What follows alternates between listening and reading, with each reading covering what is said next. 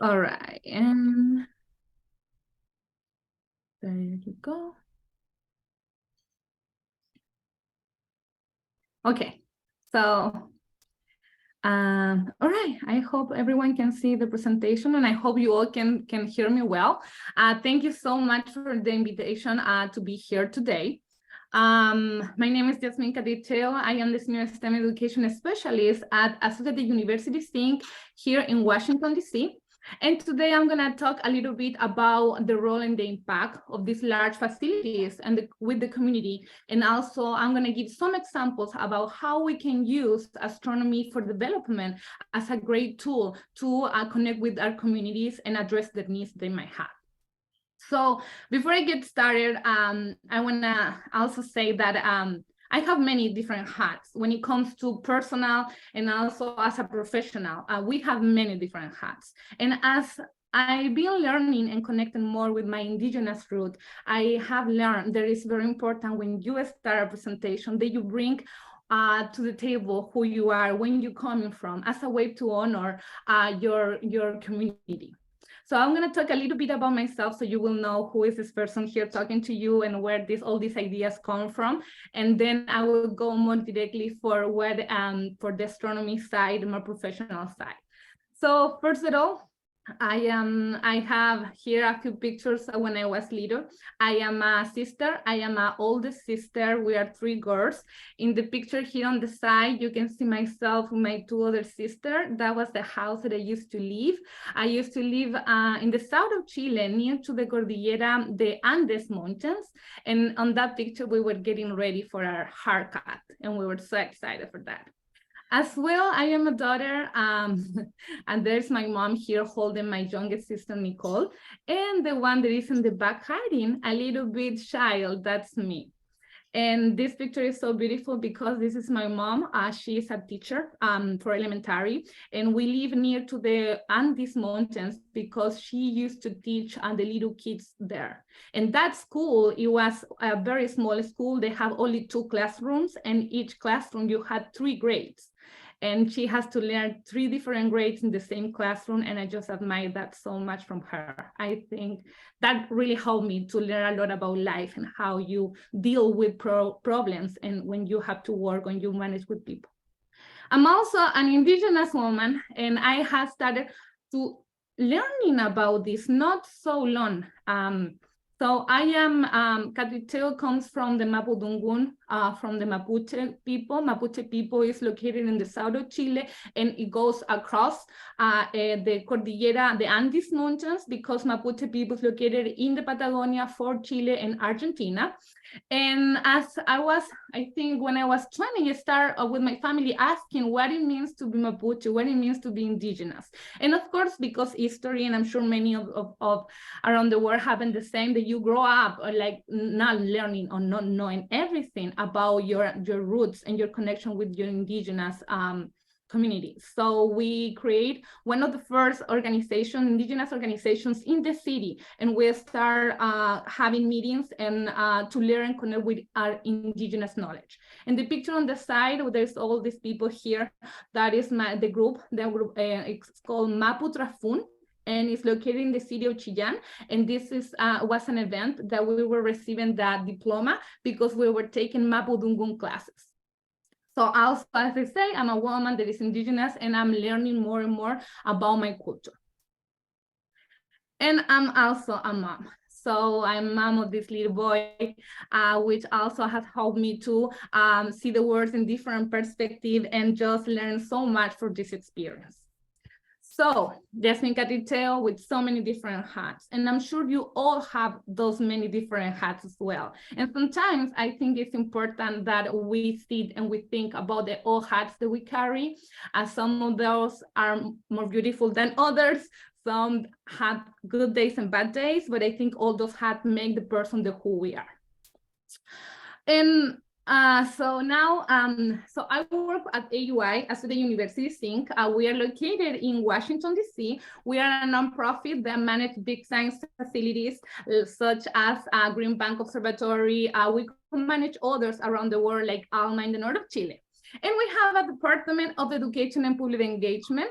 In this department, we have different lines of work, but the focus areas are the ones that are here: accessible STEM for all, astronomy and space sciences, earth science, climate science, renewable energies. And of course, if there's a good opportunity that is not on those lines of work, we also try to work with those special opportunities.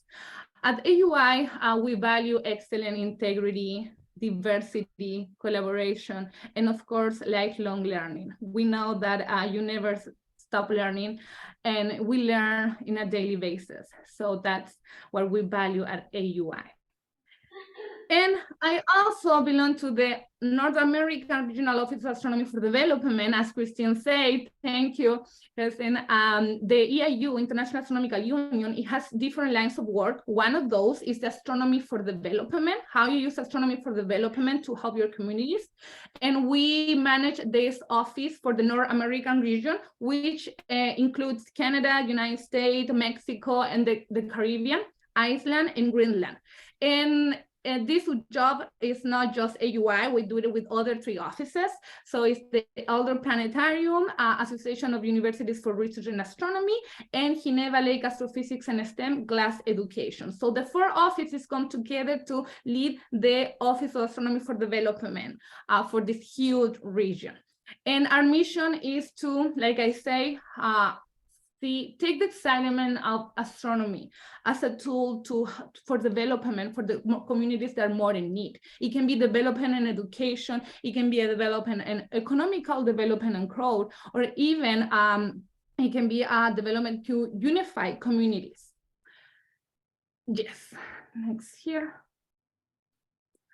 So when we talk about the impact of large astronomical facilities with the broader community, I have put together here all 3 groups. I have put them together as environmental impact, social impact, educational and cultural impact. So these many different, these impacts go directly to the community where these facilities are located. If we're talking about Alma, for example, Alma is located in the north of Chile, is located in the plateau of Chacnantor, and that is that location is belongs and it connects with the indigenous communities from the Lincoln and Atacameños. And also all these places where the big facilities are located they have already, there is a natural environment that already exists. So I think it's very important when the facilities go to be constructed and they're gonna be located in a place that is a study about the what is the natural environment that surrounds the area and how that impact, it can be very low, and it can be trying to give access to the animals and the nature that already exists there. Another impact, but this is kind of more positive, I will say, that is the significant impact in economical growth and creating a social impact that help the community itself. If we have astronomical facility, that means that it's going to be a lot of people that's going to come. As this astronomical facility start growing, and then they start doing their own programs, so they start creating touristic programs where people from all around the world wants to go and see the antennas and visit the site, talk to the astronomers. So there's a lot of people coming from many different places. People coming in locations, that means that it's going to be a need for restaurants, hotels, and many other amenities that need. It helps the community in those locations to grow economically, and I think that's very positive, right? That is economical growth for the whole community. And last but not least, educational and cultural impact, which is more so important. We know that big facilities have responsibility and role when it comes to how you connect with the community where you are located. And education and workforce development is one of the more important ways of contribute and give back to the community. So all these astronomical facilities needs to bring programs and use their resources in order to address the needs of the community. And the best effective way to do that, to create programs that really are the need for the community, that really address what the community is need in order to grow is to have the community, first of all, to know the community. Get to know what is out there, how many schools are, do we have indigenous communities here, do we have training programs that maybe we can support with more tools and more resources so they can be stronger for the near future. And something that I will say also here that maybe I didn't say already, that all these facilities, the most of the time, are located under indigenous lands. And I think Alma is a very good example of how the respect that has had to the Licanantay and the Atacameña people, because they have built a relationship, when in that relationship there is already a trust where they can work together and they see how they grow together. There is the president of the indigenous communities in Licanantay that he talks about Alma, and he says that Alma is being a good neighbor. They respect the ancestral knowledge and they learn from us as we learn from them. So it's not someone like the big facility coming to give the good to everyone who's needed. We also need to be an open heart and learn from there for the community.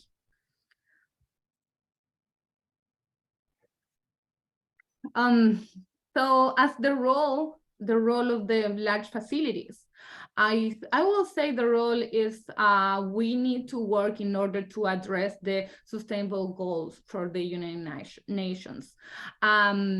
And how do I see this? For example, when I think about the OED and the use of astronomy for development and all these big facilities that are out there with the outreach programs, I think when we look at those goals, we see that through astronomy, there are many ways to address the goals that are here. So we know that we can use astronomy to create jobs so people can have a decent work and they can economically grow, which is number 8 here. We also know that through astronomy, we can promote a better and a quality education for the community.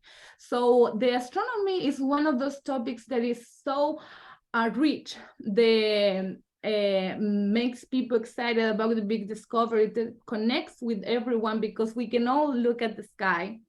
And if we work in order to people feel connected with that sky and feel connected with the science, the STEM that is the run in those facilities, we can help communities in many different ways. And addressing those goals through the work and the mission that we all have, I think is the best way possible to do that. So I want to point some examples, actual examples about how you can use astronomy for development through projects and your resources when it comes, for example, astronomy for diplomacy, astronomy for education, and astronomy for economical growth. So this is a project that was funded by the OED and use astronomy for diplomacy. So it's bringing diplomacy because bring people together. It doesn't matter where you're located.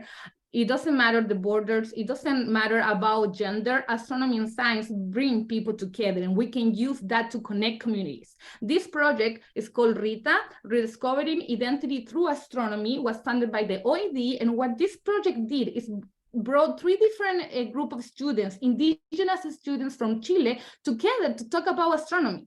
So we have one group from Licanantay, which is the one that is the teacher he's sitting with his students, another group in Easter Island and the Pascuense community, and another group from the Mapuche community in the south of Chile.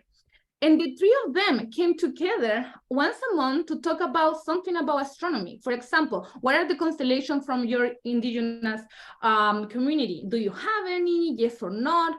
Or what is the meaning of the sun for you, for your indigenous community?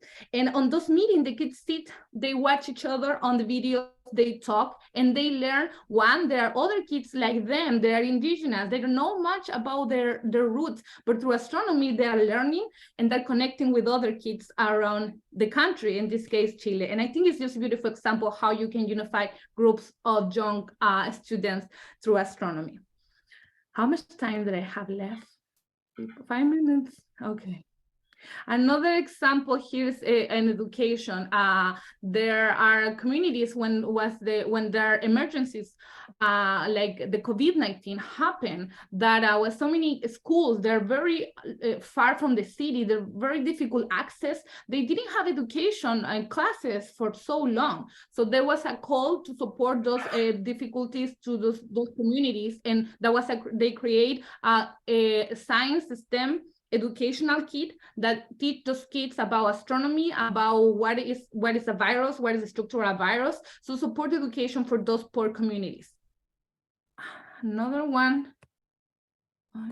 Okay.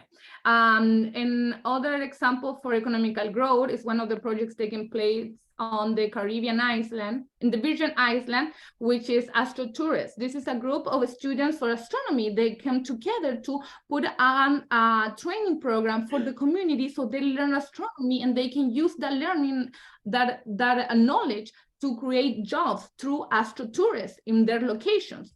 And this is a picture of the observatory, Yasmin Observatory, that is in the Virgin Island, where this project took place, and the people came to learn about astronomy and tools and how they can do your own business and grow. So astronomy for development, I think, is one of the best tools that we can use astronomy to support our communities, to the programs and the outreach that all the big facilities does. The resources, the human capital, it should be pointing to the needs to address the sustainable goals, and also use the excitement of astronomy and science in the communities.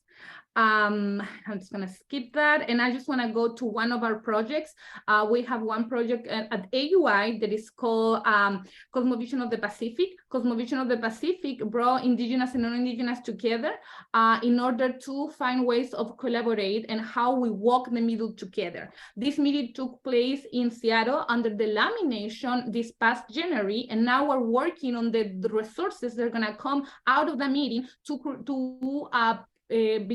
create Cosmovision of the Pacific Phase 2, which is going to be a bigger meeting that we hope we can invite a lot of professionals, Indigenous and non-Indigenous, that want to come to a safe space to share what is shareable with respect and open heart. And last, I just want to point two great women. They are Indigenous, both Indigenous women that have been working with us on this Cosmovision of the Pacific project. And there are two concepts that are very, very important that we have learned and that we use when we want to collaborate and work. So one is conflict transformation, and then collaboration with integrity. So when we talk about conflict resolution with Indigenous communities, I think it's better to use the conflict transformation, because for some communities, there is no resolution for what had happened to their communities, to their families, because history. So sometimes I think we think that it's better to use the conflict transformation because a concept instead of resolution. And this is a concept that came from Polly Walker. She is an Indigenous woman in New Mexico. That's part of our group. And another concept that I want to share with all of you is collaboration with integrity. This collaboration with integrity is a concept that has been evolved for many years. The lead of this concept is Nancy Maryboy and David Begay. They are also Indigenous, and they work on this concept through this book that is here that is called The Cosmic Serpent. And I can share all those resources with you and those links if you want to learn a little bit more about that. And I think I passed over my time, or I think that's it from me. I tried to do my best with the 15 minutes. I hope you all understood what I wanted to present here. Thank you so much. Let's all thank Yasmin.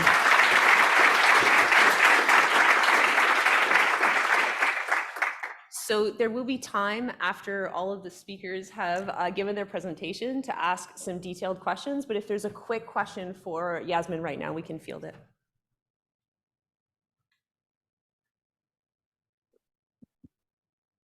Oh, there's one there.